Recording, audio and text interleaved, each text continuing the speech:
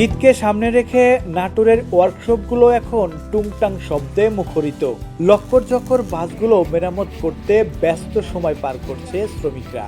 পুরনো এসব বাস মেরামতের পর রং করে নতুনের মতো করে তুলছে তারা। নাটোরের বড় হরিশপুর এলাকার বিভিন্ন ওয়ার্কশপে বর্তমান শতাধিক বাস মেরামতের কাজ চলছে।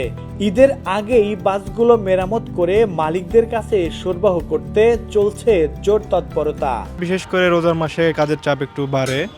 আমরা যেমন সকাল 8টায় কাজের থেকে আসি, আমাদের যেতে যেতে রাত 12টা বেজে যায়। রং সং খারাপ, তো রং সং করে নিতেছে, সিট টিট খারাপ, সব নতুন করতেছে আর কি।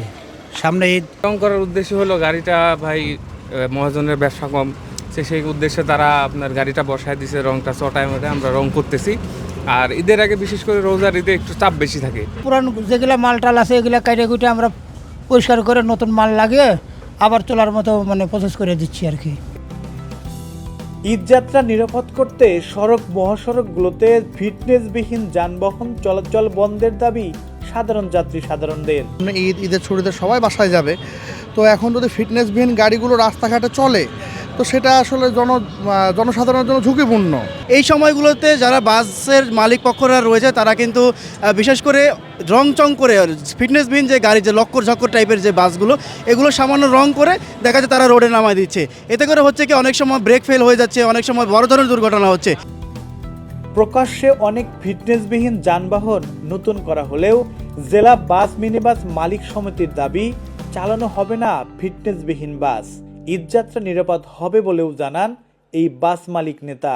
দেশের মানুষকে প্রতিদিন সুরক্ষিত রাখার প্রত্যয় নিয়ে সেফটি কেবলস সহ এলো সেফ সিলিং ফ্যান। আমাদের প্রত্যেকটা গাড়ি আমরা প্রস্তুত রেখেছি। আমরা আমাদের সমিতির যত গাড়ি আছে, আমাদের সমিতি প্রায় 350 গাড়ি। আমরা এই গাড়িগুলো লক্কর ঝক্কর গাড়িগুলো আমরা রাস্তায় নামাবো না। যেগুলো গাড়ি ফিটনেসবিহীন গাড়ি সেগুলো আমরা রোডে নামাতে মালিকদের নিষেধ করেছি, এবং যাতে মানুষের ঈদ যাত্রা শুভ হয় আমরা এই কামনাই করি। হাইওয়ে পুলিশ বলছেন লক্কর ঝক্কর বাস নামানোর সুযোগ নেই।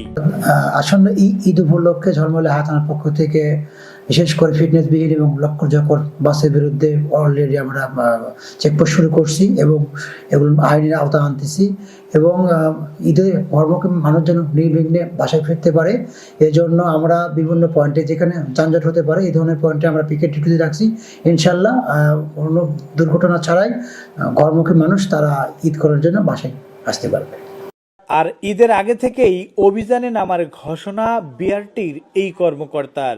বিআরটিএফ নাটোর সার্কেল কর্তৃক নিয়মিত মোবাইল কোর্ট পরিচালনা করা হচ্ছে এবং রাস্তায় যেন কোনো রকমের দুর্ঘটনা না ঘটে সেই বিষয়ে ফিটনেসবিহীন গাড়ির বিরুদ্ধে নিয়মিত অভিযান পরিচালনা করা হচ্ছে। বিআরটিএফ, জেলা প্রশাসন এবং পুলিশ সহ আমরা নিয়মিত অভিযান অব্যাহত রাখছি।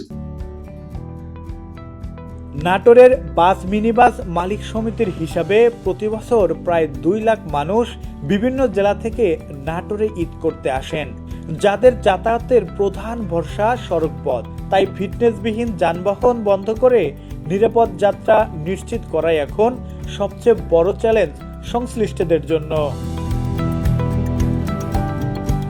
গোলাম রাব্বানীর পাঠানো তথ্যচিত্রে ডেস্ক রিপোর্ট, কালের কণ্ঠ।